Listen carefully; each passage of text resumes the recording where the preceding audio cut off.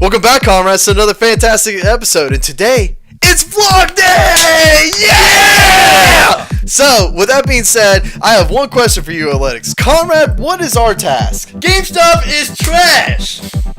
Wow, you just got straight to the point there. Absolutely, yeah. I just wanted to, kind of be blunt about it, just get right to it. So, in all seriousness, now, we're going to talk about our experiences when we were at GameStop. We've had a couple people talk about, or ask us to talk about, what we feel about GameStop and the gaming industry. So, we're going to start with GameStop first. So, we're going to talk about our experiences when we worked there, and why we hate it, or if we don't hate it. We have some debating topic points and whatnot. So, basically, comrades, if you're cool with that, grab potatoes and let's roll! Hoorah! So, our first point of debate, I wanted to go on ahead and I wanted to bring up, is that I feel that GameStop does relatively well pay ratio for the work that you're required to do. Here is your average day at GameStop. You sit, actually correction, you stand behind the counter. No chairs. No chairs. You gotta stand. There's not a chair in the building. So except the toilet. Even then you gotta stand. Is it Japanese style where you're just like Anyway, only at GameStop though. And every other place in America you have a regular toilet, but in like GameStop, you have to pay 5 cents per sheet as well. Exactly. And if you try to trade it back in, it'll only give you a penny. It's considered used at that point, and they can't resell it as much. No. Okay. So anyway. So what your average day is that you stand behind the counter and you wait for people to come in, and then you sit there and you just get them whatever they want. You stand! I'm sorry, you stand behind the counter and you wait for whoever to come in. You get them whatever they ask. You then have to take games, put them on the wall, make sure there's no holes in the wall, make sure it looks pretty and nice. When he means holes in the wall, he doesn't mean like somebody's literally going around punching holes.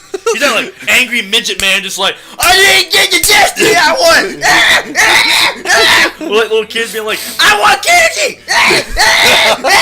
No, nobody's doing that stuff. What he's saying is holes in the wall is, you can't have gaps where, god dang it, hair, come on, welcome here. Freaking hair! I'm about to go punch some holes in the wall! What the okay. What is wrong with you? So anyways, what he's saying is that when he says holes in the wall, there can't be like gaps where there's games. So like say for instance you have like Gears of War 1, no Gears of War. God, this is very complicated. Give me a second here, comrades. Here we go. Gears of War 1. It's not backwards. So you have Gears of War 1, no Gears of War 2. So you kind of have it like this. You can't have a gap right there. Yeah, like there's no game here. So you have to put Gears of War 3 over next to it, and then put like, I don't know, whatever the hell would be next. So yeah, you have to just make sure that's upkept and that's good to go.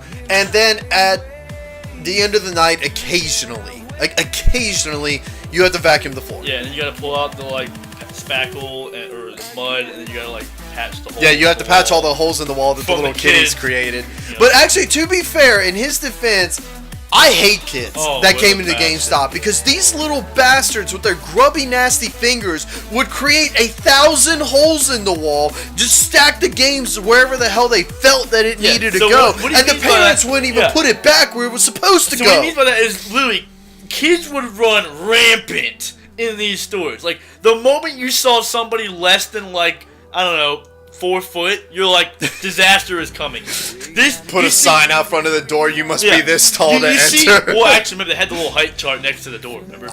Yeah, which is literally just to catch criminals, which is actually very smart. But it also tells you when a disaster is coming to children, because you're like, oh crap, they're shorter than the chart. So anyway. Yeah, GameStop does not believe in midget robbers. No. Those don't exist. So the chart is only for regular sized humans. They also don't believe in Nephilims because the chart ends at like 6'12", I think, so 7? 6'12". I don't remember the chart. I think it ended at like 6'5", actually. But anyways, so point is, they didn't have midget robbers, Nephilim, vampires, giants, whatever, doesn't care. They discriminated a lot. It was only like regular people. So anyways, so whenever you saw somebody less than the little chart on the side of the door when they were coming in, you just immediately knew a disaster was coming and it was going to strike and it was going to hit.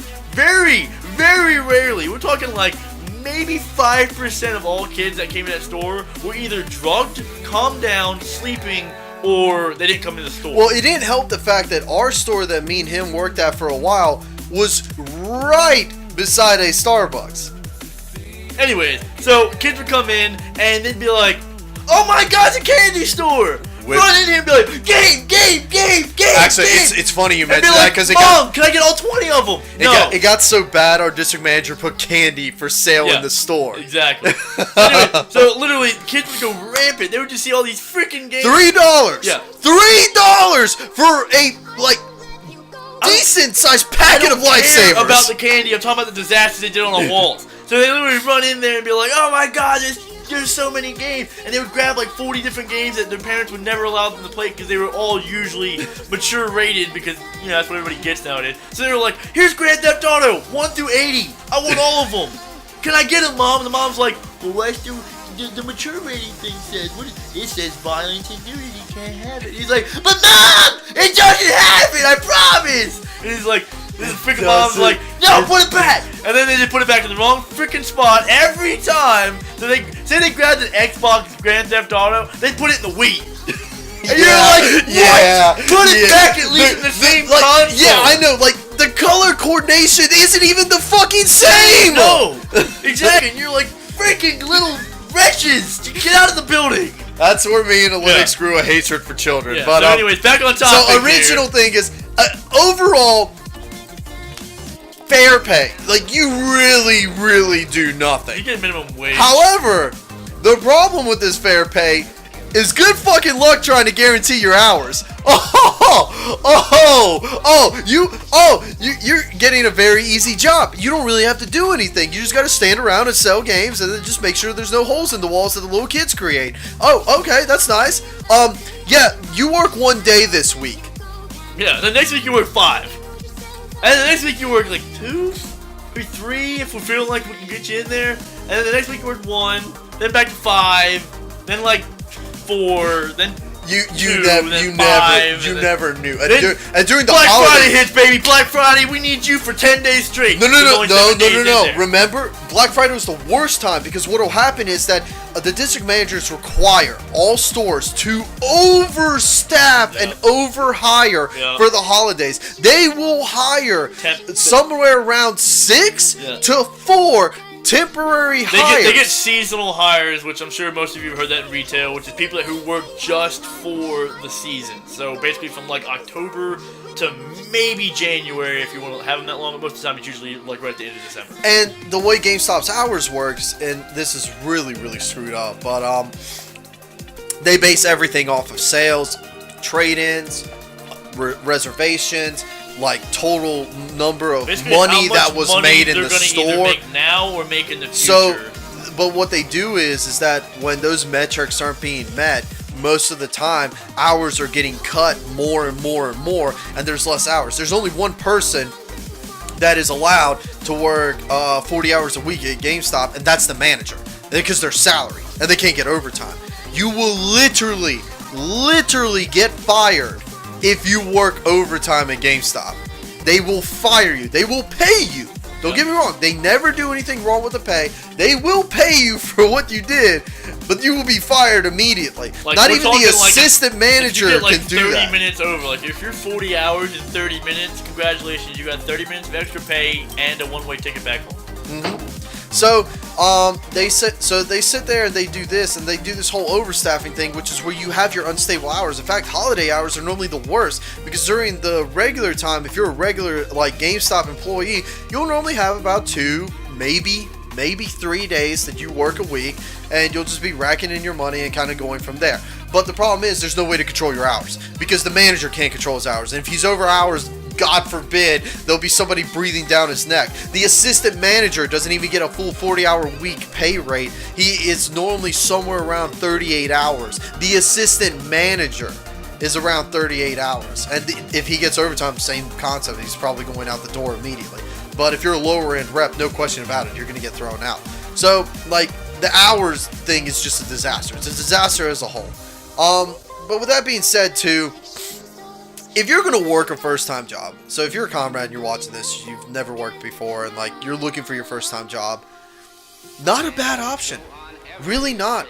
There's a lot of ways you can make GameStop benefit you if you want some kind of a better paying sales position. Because GameStop keeps track of every employee's sales, keeps track of every employee's like upsells, keeps track of every single employee's like ratio, how much they've made profit for the company, everything. They keep track of everything.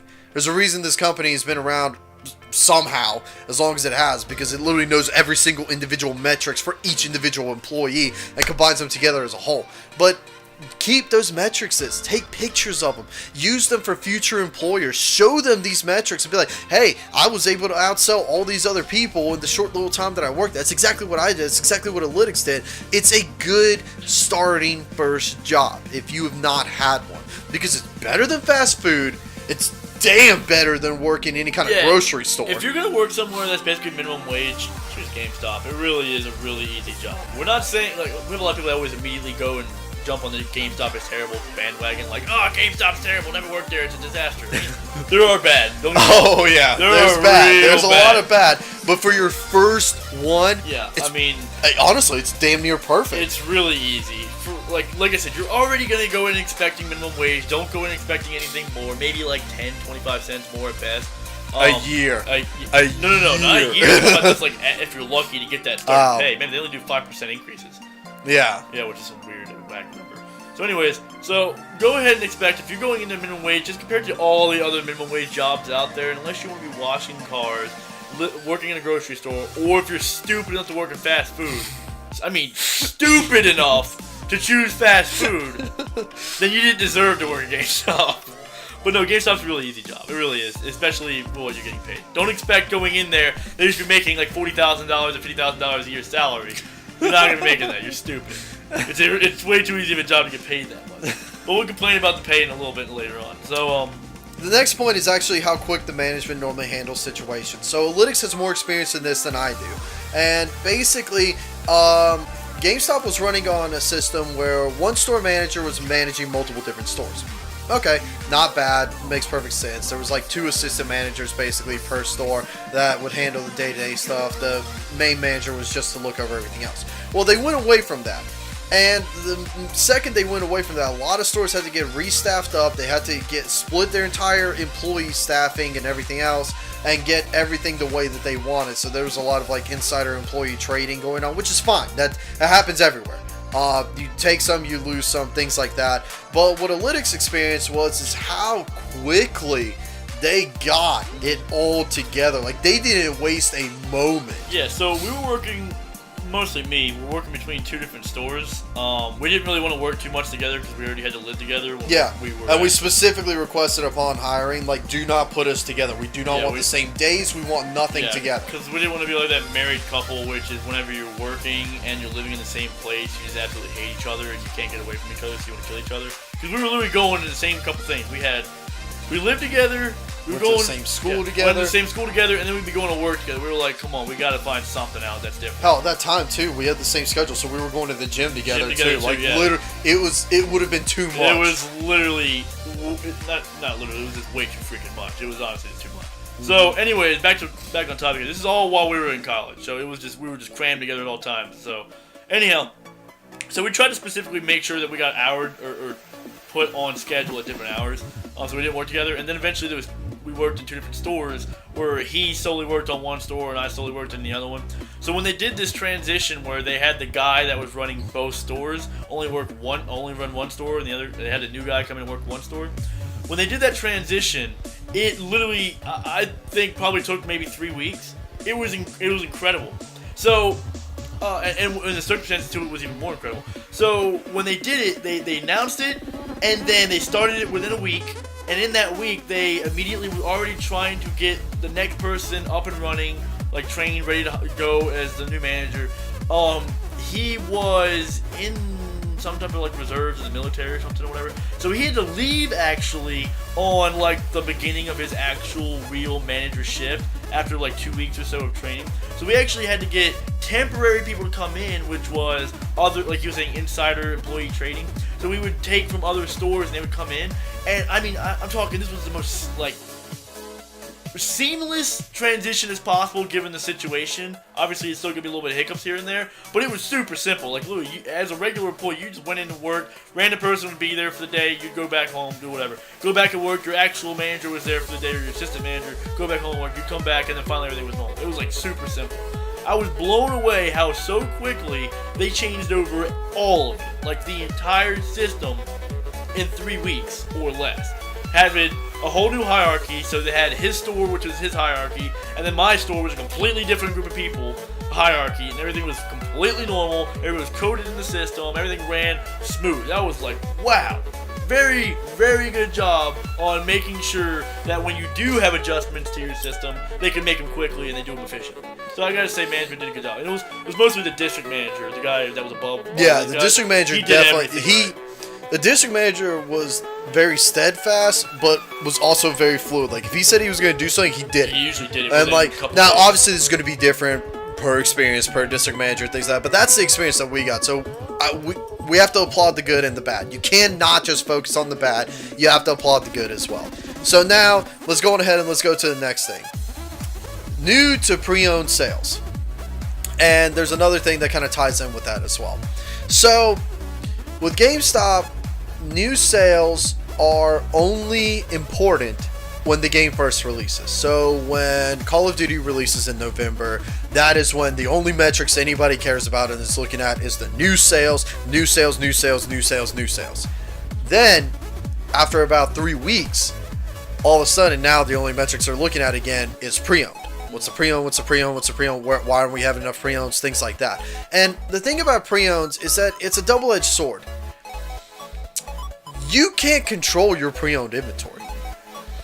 You can't force somebody to sell you something, as strange as that is. You can't demand that someone comes in and gives you an item and then you leave with it. It doesn't work that way. So with pre-owned games, the hardest thing about it is keeping the inventory for it. GameStop did a pretty good job of shuffling things around. Like if one store had too much inventory in Kentucky, they would send it down here because we didn't have enough inventory, and vice versa. Yeah, like their logistics management is top notch. They were very good looking at demographics. Like in my specific area, Grand Theft Auto was the king. Grand Theft Auto and sports games. In sports games. We always had sports games. Yeah, if you didn't have sports games, we weren't making sales. We're not going to say why that was the biggest thing, but I'm sure you guys could figure it out. But our demographic was very big on sports games, specifically basketball and football, so NCAA, when it was still a thing.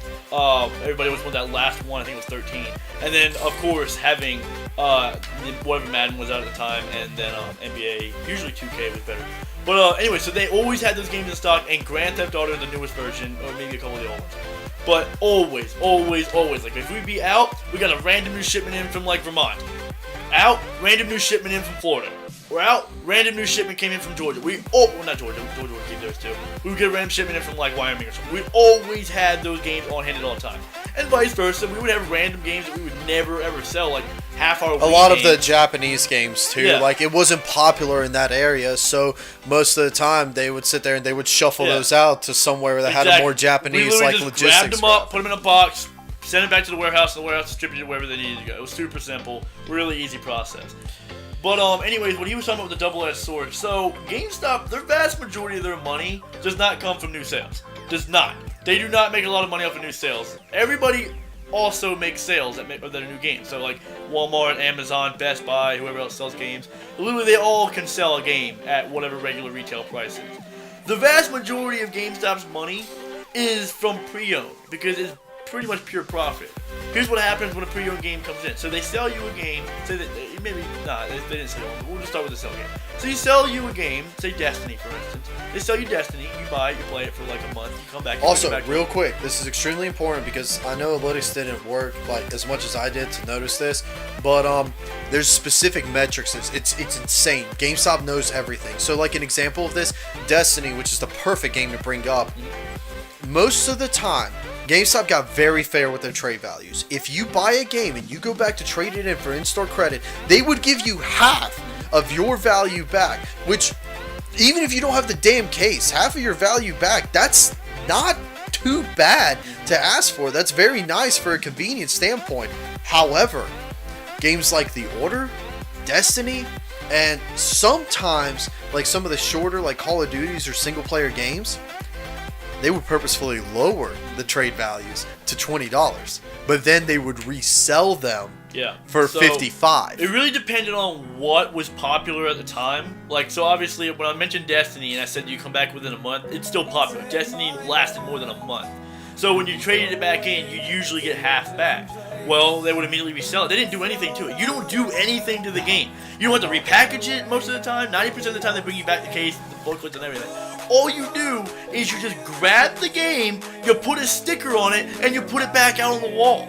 GameStop did nothing, and they double their money every time. It's genius. It's absolutely genius. That's exactly what they do. It's not a joke. It's not some made up. That is exactly what you do. You grab a printed out, literally sticker that's already a sticky and everything else. Like, put it on the game, then put it on the like the little sleeve you keep the disc in, because obviously they don't keep any live product out. We keep the disc in the back, and then we grab it for you and you grab the case. And then just put the case on the wall. Done. So you buy a game at $60-something. You trade it back in. You get usually around $25 to $30, and then they put it back on the wall for like $55. Usually $5 to $10 cheaper than the full retail price of a brand new game. So immediately entices people. Well, like, oh, the game's only been out a month, so I can't. This used copy can't be that big of a deal. It can't be that bad. They look at it and they look at the disc and they're like, oh, there's some scratches on it. I guess I'll get this one.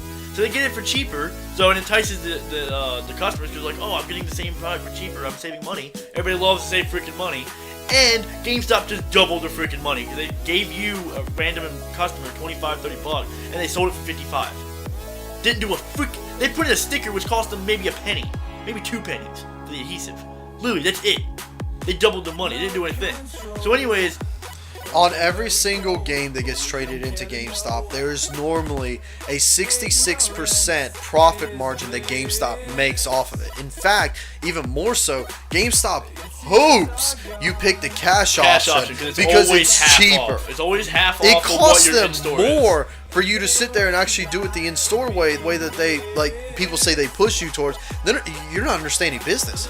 The cash option is way more beneficial for GameStop. They're already making a 60% profit off of the trade-in, and then they're turning around and they're going to sit there and give you even less money for it. Here's what he's saying. So, like, say we're using that Destiny example again. You trade in that game. Normally, it's a $60 game you just bought. You trade it in within a month. Remember, for $20, because they purposefully would gauge the trade values, knowing how quickly they think a game would start getting traded in. Yeah, so if it was, like, within that same range and they still give you half, you get 25 to 30 maybe. In-store credit, keyword here. In-store credit is what they would give you. Or you get the cash option, which is always half.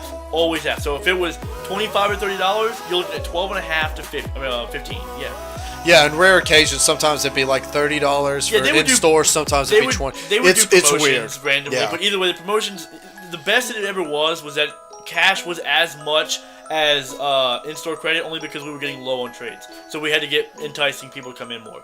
But anyways, so the point is you give them a game that you only got $15 back, and they put it back out $55, they made $40 freaking and didn't do a thing. Because somebody's going to buy that game. Dude, I guarantee you somebody would come in. People bought more pre-owned games than they buy new games.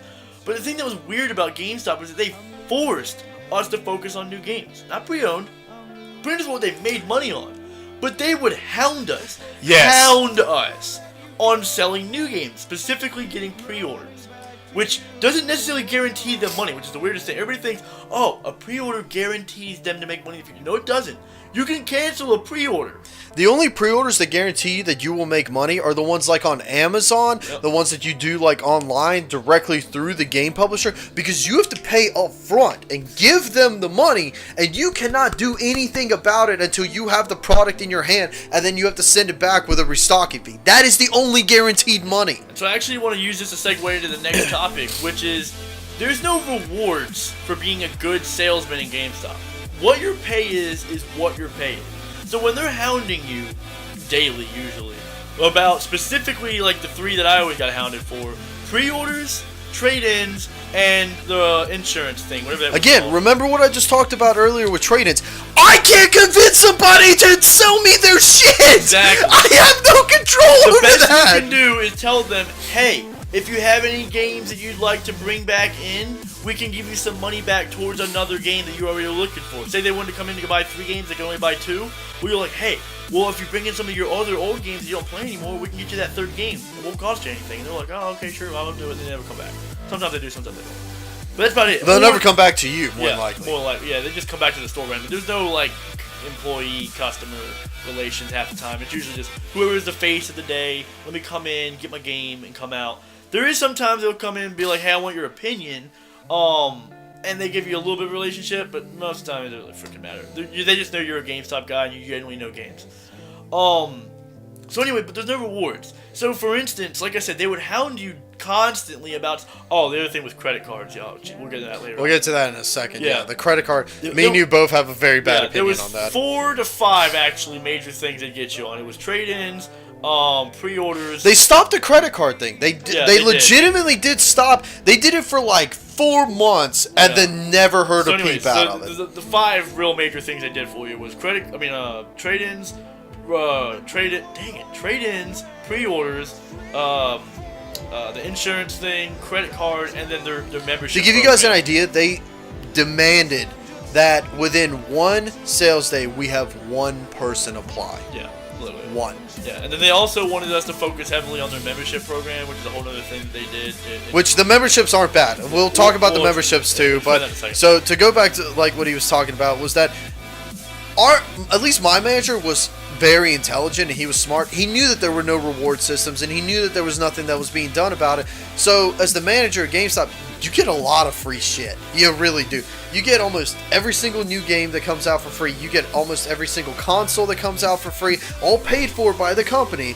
And like you get all these different like DLCs and things like that for free as well. However, the thing is though, is that he would take some of those codes and some of those games and he would give them to his employees. Like if you were the top performer, if you were the top seller, I was getting a lot of those.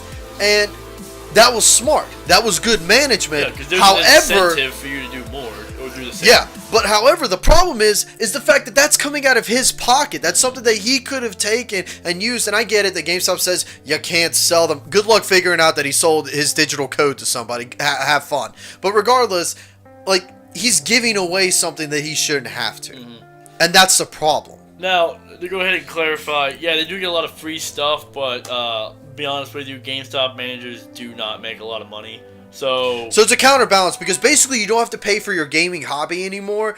But at the same time, you're not making as much pay. So maybe it counterbalances if you're like a super hardcore gamer and you spend like $5,000 a year on games, like things like that. If you're a really big gamer, it may work out for you, but you can honestly go get a manager job anywhere else and make more money and be fine. Yeah, like before you're gonna be looking at a decent salary, like we're talking like $40K a year, you're gonna have to be there getting that 5% bonus for a while before that's gonna happen. Like you basically need to start as the manager and then you just need to ramp yourself up from there. Yeah, to make like it's a time investment. Yeah, it really is. So anyways, moving back on here. So there's no one, at least everybody else, I mean, he got lucky because his manager was willing to work with him. Yeah, my manager was intelligent about managing. There is no incentive whatsoever. So even though I was literally the only person in the store that could sell these stupid insurances, nobody gave me anything for it. I was literally... You just get bitched at less. I was at 1%, at one point in time, I was selling 40% of the game, or 40% of the store's insurances by myself. 40%! The store had like a total metric of selling 3%, and I was 40% of it. Like, it was embarrassing how bad the rest of the store was. But anyways, I didn't get anything for it. I just got, every time he came to...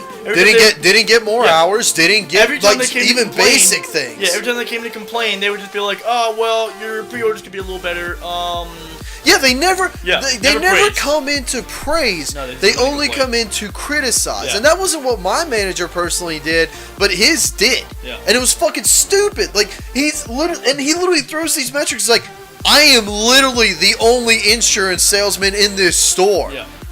And it just gets brushed off like, yeah, that's nice and all. And it's almost better to do bad because then if you do a little bit of good, I guess they have less to talk with you about. That's essentially what I did. Is I got lazy and just stopped caring after a while because I realized there was no incentives to sell anymore, and I didn't care. So at one point in time, like Lou, when I was at my peak, I was the only person in the store selling insurances, and I was the second best on pre-orders specifically for Call of Duty, which I'll explain. That was hilarious. That was a whole different best thing. Sales pitch ever. Oh, dude, that was the best. I murdered Call of Duty. Which one was it at the time? I think it was Black Ops 3. I was gonna say Black Ops. I think it was Black Ops 3. Either way, I murdered those. It was a joke. But moving on. So, real quick, this is just my personal pet peeve. Alytics might not agree with me on this, but it pisses me off to no end. And I'll tell you guys how I handled it.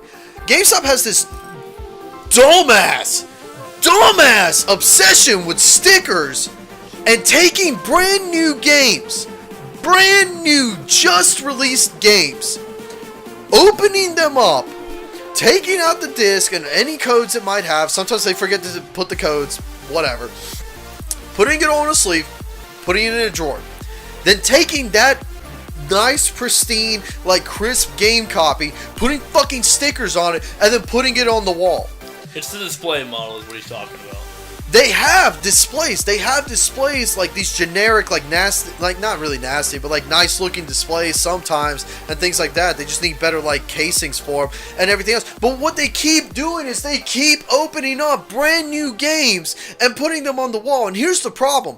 When that's the last copy that they have, and that is the only one that they have left, they sell it to you at full price like it's a brand new game. That is a problem. Even though it's already been opened, they still sell it to you as a brand new game. What I did for my customers when it was the last copy, and I knew that, because remember, you have kids, you have people dropping that shit, it's getting like little scratches on like the nice plastic cover. Like, I like my shit pristine. I'm a collector. I've always collected my games. I've never traded them in. I've never sold them unless they were just so abysmally bad I didn't even want it in my collection. Like, the game has to be like a 3 out of 10 for me to sell it.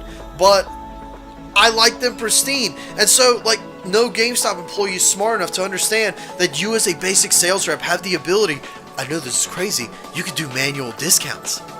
You, only you, the ones that work at GameStop, there's a little option in the POS. You can click the game. Oh, man. You can hit the discount button. Real quick to jump in and interject you. Then we had a shitty POS and we had a nicer one. Oh my god, that first one was trash. I mean, I don't know what it is today, but man, that first one was the new one's way trash. nicer. The new one is so much nicer. You couldn't find anything. You do like 10 different options to do one thing. Oh, it was a disaster. But there's an option in the POS that you could discount anything you want. Up to, I think, basic store employees have 15%. So what I would normally do for customers, I would just discount the game by 15% and just sit there and go from there. Nobody ever found out. Nobody ever cared because it moved the product and it went from there. Because the thing is that annoys me even more is when it's holiday season and they gut all of these games and put fucking huge ass sales stickers and fucking stickers on top of stickers on top of stickers on top of stickers. And you're not pulling those stickers off nice and clean. Every time they put like the crappiest like adhesive on these stickers, so when you pull it off, you can pull it off if it has been on there less than a month. I have tested this. I know for a fact it can be done in less than a month. But yeah, no, you got all these fucking stickers and everything else like that on it. And then at the end of the sale or whatever else, the employees don't care about pulling it off correctly. They'll just rip the sales shit off, leaving like chunks of it all over the place. Yeah. And by the way, brand new game.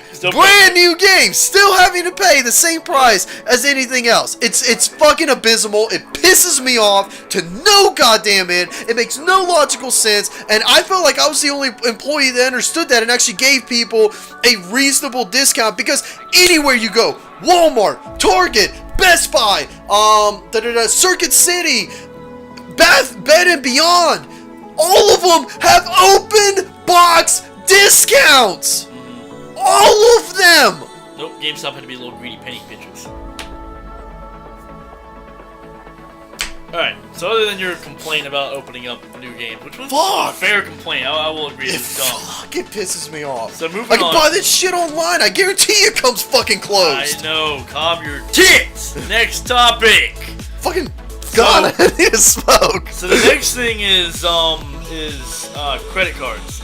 So, we talked briefly about them before, about how they were one of the metrics that they measured by. Just as a heads up, too, because I do feel this is important to mention, I own a GameStop credit card, so I feel like if anyone has the right to criticize, I definitely do. And Alex has heard a lot of my criticisms on this before as well. Actually, you go ahead and tell them what the credit card is, since you have more hands-on experience. Well, it's not good, and it's not bad. the promotions that come with the credit card, they normally do special finance offers randomly throughout the financial year and things like that. Those are okay. The problem is that there's no way to validate that you got the special financing. Who the fuck is calling me?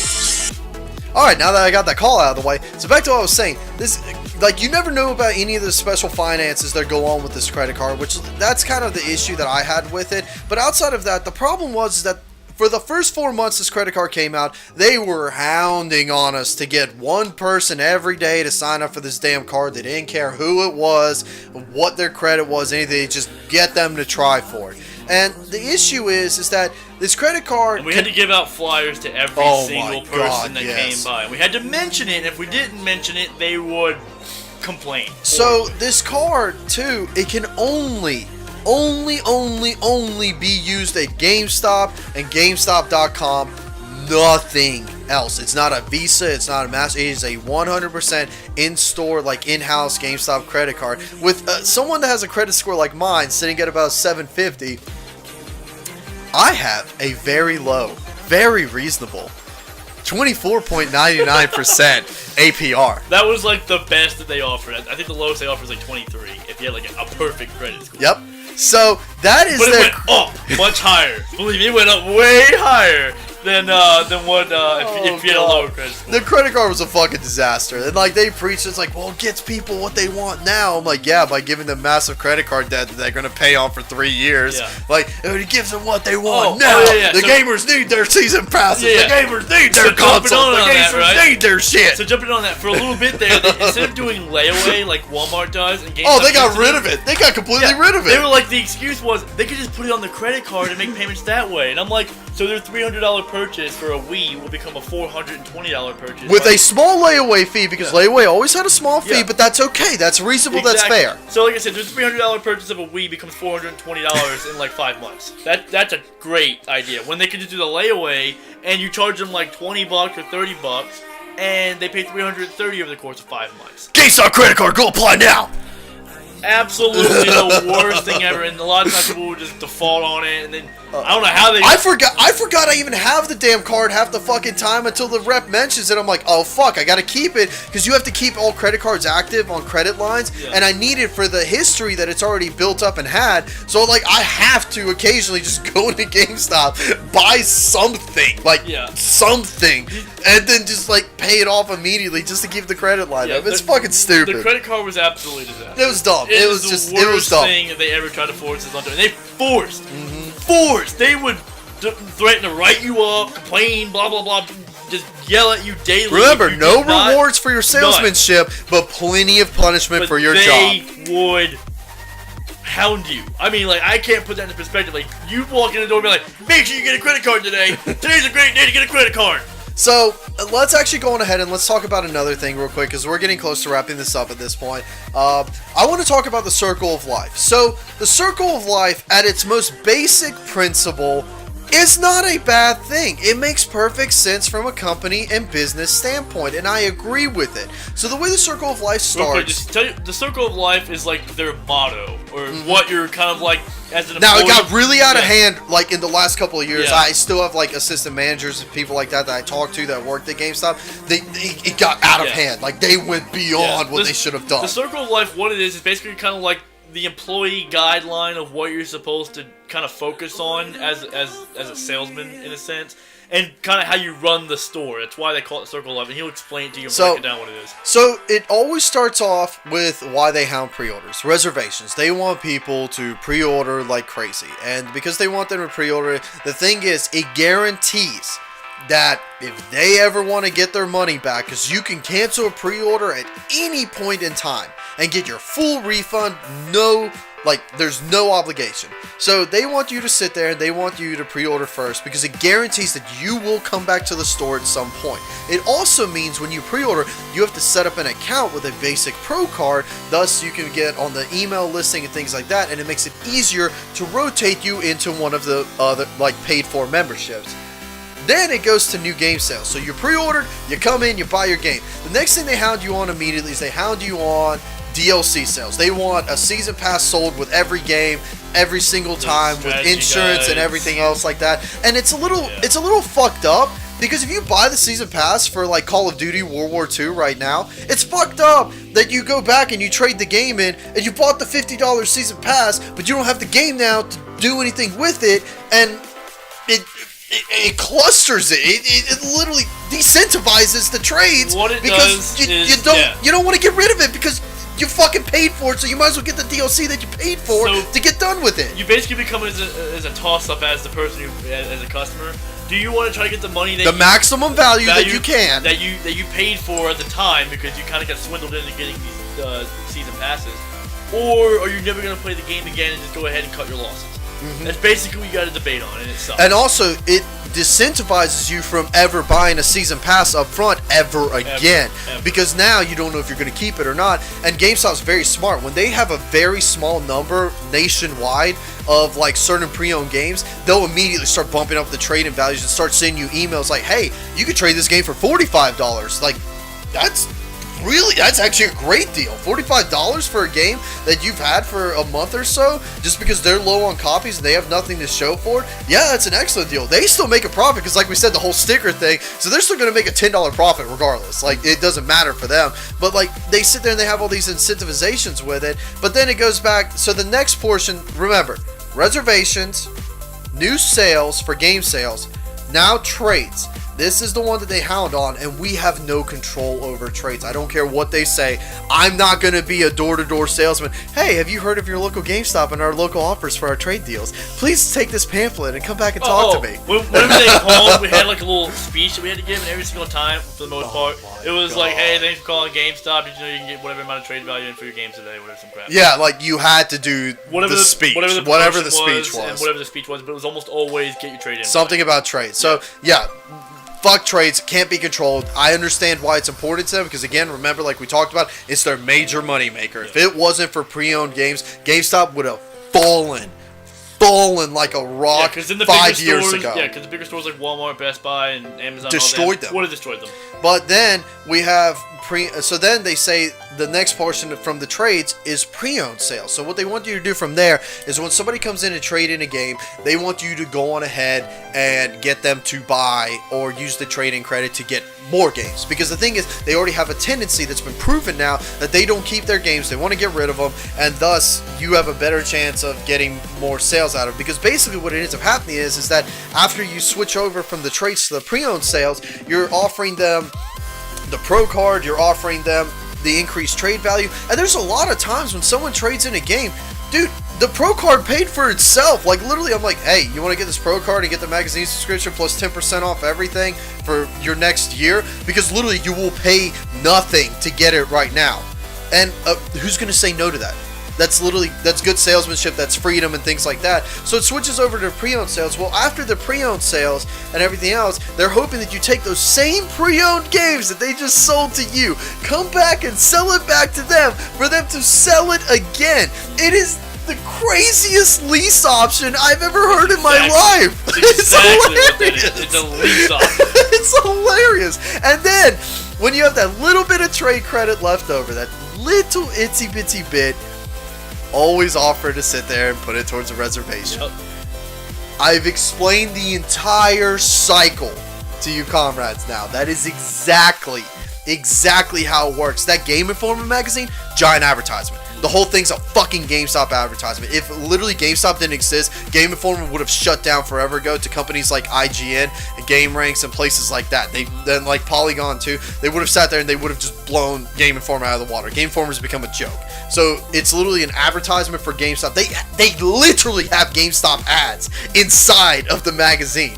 So it's a huge advertisement for GameStop, which incentivizes people to come back in to reserve. And again, reserve, new game sales, trades, pre-owned sales, reserve.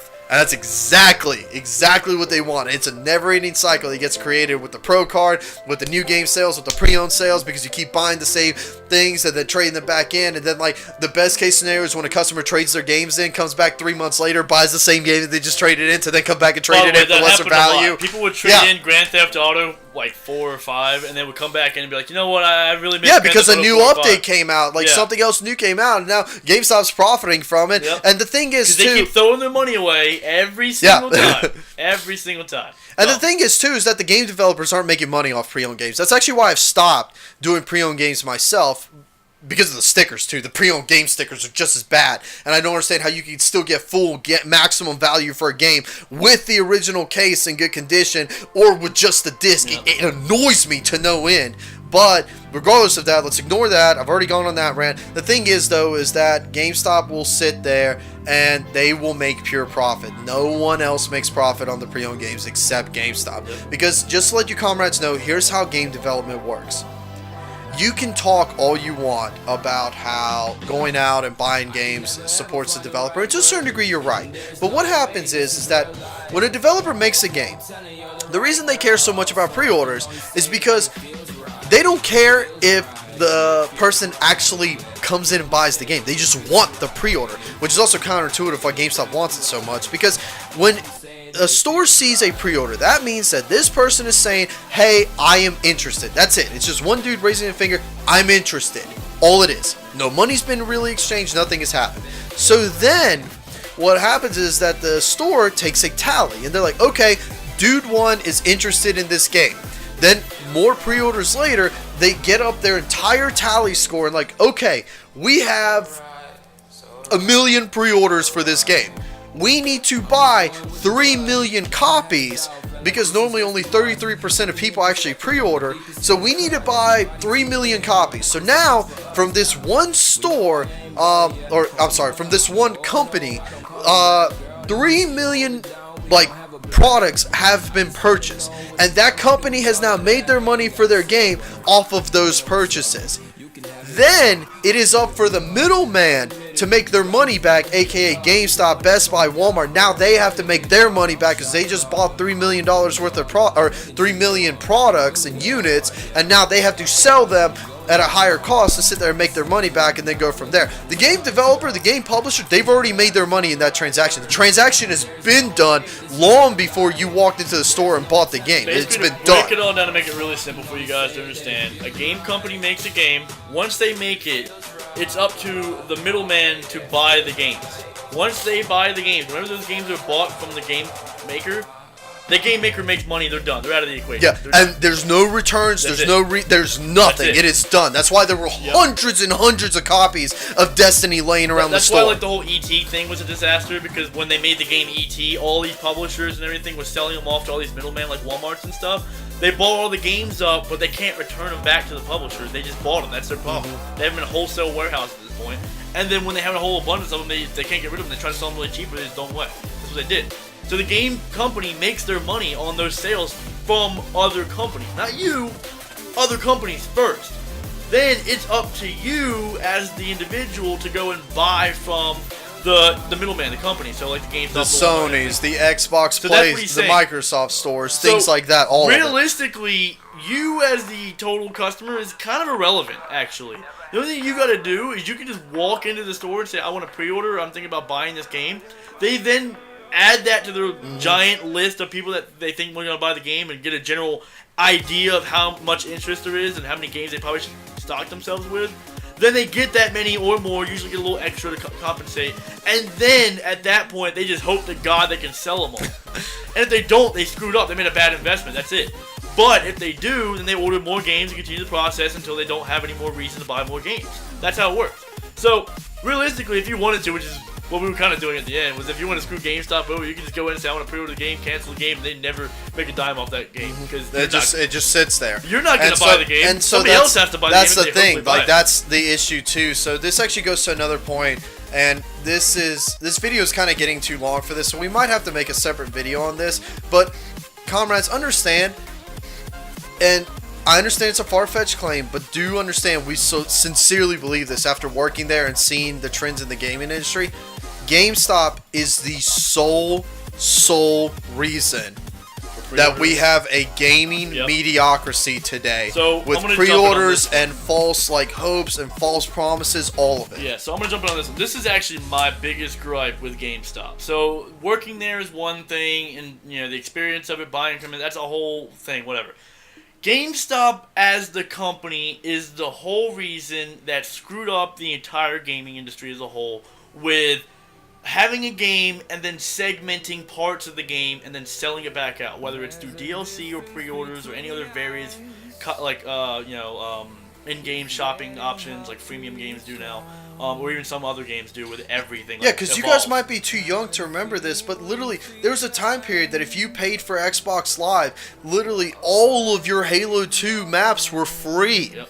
And if you didn't have Xbox Live and you just like to play multiplayer, they released like a $15 like disc that you could download onto your Xbox and be done with. That's it. That was DLC. Yeah, there was the Halo 2, and then there was the Halo 2 map pack, which you just bought separately if you didn't have the online capability of. And you weren't playing on Xbox Live. Like that's how it used to be. And then they started coming out with pre-orders, where hey, if you buy this game, we'll give you an extra skin. You know, it's not anything that's ever going to matter to the game. It's just a skin. The biggest one that was a real big deal, which really kind of kickstarted the pre-order thing, was actually Halo 3 ODST with Sergeant Johnson. That was a huge freaking deal. The reason why is because all the other ones prior to that point, like with the Call of Duties and a couple of the other ones, they were all cosmetic crap. This was the first time it was something you can't get in-game. Yeah, you still can't, by the way. You still cannot get Sergeant Johnson unless you pre-order. Unless you pre-ordered it, that was the only way you could ever get that character in-game. And it was a big character. It wasn't like, random Molly Polly or whatever. No. It was literally the guy that most people wanted to play outside of Master Chief and maybe the Arbiter. That was a huge thing. So then they did that, and pre-orders skyrocketed. ODST was a meh game, to be honest, in my opinion. But even arguing against what it is, the sales correlated to that pre-order. Proved the point of what a pre-order could do. Activision picked it up real and then they quick. ran with it. So then they started coming out. Remember, Bungie was always under Microsoft Studios as their publisher, but Activision saw the trend and was like, oh. And you gotta remember too, at Halo 3, they were doing, they were charging for the maps at this point. They were starting to charge for the map packs. Call of Duty was doing that too with Modern Warfare 2. I think Modern Warfare 1 also, I can't remember, it's been a while. But other games were still giving them out for free, like, hey, this is free shit, keep playing our game. Like, hey, come back, keep playing it. They weren't charging you for it. Then, the worst thing happened. Gears of War 3 came out with the very first season pass. Which was a good deal. It was like $15 cheaper to do the season pass than actually buy things individually. It really wasn't bad. And GameStop was promoting the crap out of it. Like, if you watch the commercials, it says, like, pre-order at GameStop. Like, they had, like, a deal with GameStop, like, get this freaking season pass at GameStop. Again, Microsoft Studios, by the way. Yeah, so they were like, once again, so we now have a little bit of DLC charging, not too much, it wasn't horribly rampant, it was usually you get pretty decent stuff for your DLC.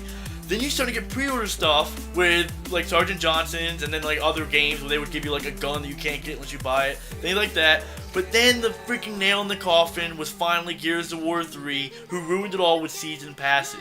So the season pass is finally where we're at today, where you get all that crap I just mentioned, which is stuff that should have been in the game in the first place. Because now what they do, which I know everybody's already talked about this a million times, they make a game 100%. They build a game 100%. Oh, you would like some spaghetti? Well, okay. Well, here's the plate, and here's a little bit of pasta. No. What they do? you want? Okay, so you want more? Okay, so here's some more pasta. No. That's what you would think they do. That's wrong. That's not what they do. What they do is they build a thing of spaghetti, right? In this example. But then what they do before they give it to you is they take out the meatballs, they take out the Parmesan cheese, and if you have anything else toppings-wise, they take it all out, then give you the spaghetti and say, hey, here's your game. And they're like, oh wait, did you want those meatballs, that Parmesan cheese, and whatever else you wanted? Oh, well, you gotta buy the season pass.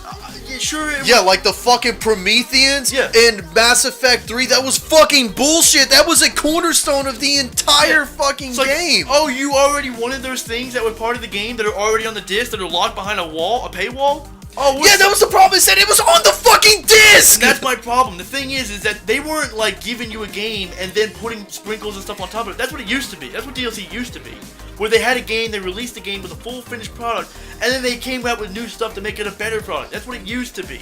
Now it's, I'm going to release a full finished product, but take away half of it, and you have to pay for the rest of it on top of the payment for the game. Yeah, Capcom became way too notorious Capcom was for the that. worst, yeah. They were the absolute worst with literally it is on the physical disc and they are literally pirating it from you. I'm surprised there wasn't ever a lawsuit. Actually, there probably was and it was hush-hush because it got stopped. Like, DLC stopped being put on the disc and then being blocked off by paywall. And so I guess there must have been a lawsuit that none of us ever heard about. But to also add him even more insult to injury, so on top of like those bad, fucking awful business practices to try to push more pre-orders, because companies, and it wasn't GameStop doing this. Again, this actually has nothing to do with GameStop. No. This has everything to do with the publishers and the companies. But GameStop's the facilitator of it, because like, hey, do you want this DLC? This is the only way to get it. You have to pre-order it. We give you a code, and then things like that. And then like you find out DLC's on your disc, outrage and roaring and everything else like that, but it doesn't do anything. And like the other thing is too is that now GameStop's going on in a decline, and it really is. And if they don't do something soon and don't get their shit together and figure out what the current trends of the market are, what the old gamers like us, again, 26 years old, 25 years old, what the old gamers want and what we actually care about, they're not going to succeed. Because the thing is, I have Amazon. You know what Amazon gives me? One, it gives me ungutted games in a perfectly facilitated package delivered day of release to my house. And I get 20% off because I pre-ordered it. Yeah. Now the other thing too is going back to GameStop is going on a decline. We're gonna wrap this video up. We're basically at the end now. GameStop really is at a decline. We saw. Fuck cricket. I was actually about to explain it. So, what happened was we saw it when we were literally at GameStop. GameStop's I don't know if they still are, but they were in a very hard transition, and they're going downhill. And the reason why is just like with every brick and mortar store at this point, they're the new Blockbuster. There's not much of an incentive to go to a store anymore to go get something when you have all this vast opportunity to get it online, which is why they're really trying to ramp up their online presence, which is a good idea, but at the same time, they basically lost all their chances at this point because they're taking too long to do it, and they have brick and mortar stores that they have to pay for. Now, they're turning into a Walmart, which is why Amazon is destroying Walmart at this point. They're basically becoming the same thing. But backing this all up, so because they're having to pay for their brick and mortar stores and all the employees that they had to pay for, they're losing a lot of chances on being able to, like, save money on other outlets, which would be like what Amazon does with 20% off pre-orders. They can't do anything else to save money because they can't cut their brick and mortar stores because their vast majority of the money comes from trades. And unless they can figure out a way of doing trades through a mail system, which by the way, Amazon does do trades. Yeah, they do. Unless they figure out some way of doing it themselves. And they actually purposefully give you higher trade values than whatever GameStop's are. They're aggressive. Their gaming department is so aggressive. Unless they figure out doing some way of a mail system trade where you can get that, but also get it towards your GameStop thing and get more money out of it, but still get all the benefits of the GameStop stuff, they're basically going downhill, which is what you see already, because now they're moving away from games. They're becoming just a media store. And what I mean by that is they have collectibles, t-shirts, random they have little gaming things stuff. Here and there. Not games as much, they have gaming stuff. Stuff related to games. They're becoming more of a clothing store than anything because they have a lot of clothes now that they put in the stores. They have a crap load of collectibles. He mentioned they put candy in there. That could just be for the kids, but either way, you never know. They're becoming like a convenience store of games than they are a gaming store. And that's their downfall. And the other thing, too, they have Cricket. Cricket, in case you don't know, is a cellular company. Terrible cellular company, but besides the point, the fact is that they are a cellular company. And they now... Here's how they pitch to us to sell Cricket, guys. You would think, okay, so if we sell Cricket, we get a little bit of commission. We get like what every other phone sales, or we get a discount on Cricket, or maybe like they'll give us like free games if we sell 5 Cricket phones in a month, and we can get any $60 game for free. No. Here's how they pitched it to us. Every time you sell Cricket, we make 150% profit. The store. The store. Not individual us, the store. Go sell Cricket. Yeah. They basically just... That was the fucking entire meeting. We had a meeting on this, and that was what our district manager pitched to us. As smart as he is with logistics, with getting store staff, with getting everything correctly done, with handling problems, that was the fucking pitch we got. That was in our pamphlet that we got. Yep, exactly. What the fuck? So anyways, to wrap this all up, and my final little complaint here, because we ran way too long in this video. Yeah, we want to talk about the memberships. And just a brief overview, guys.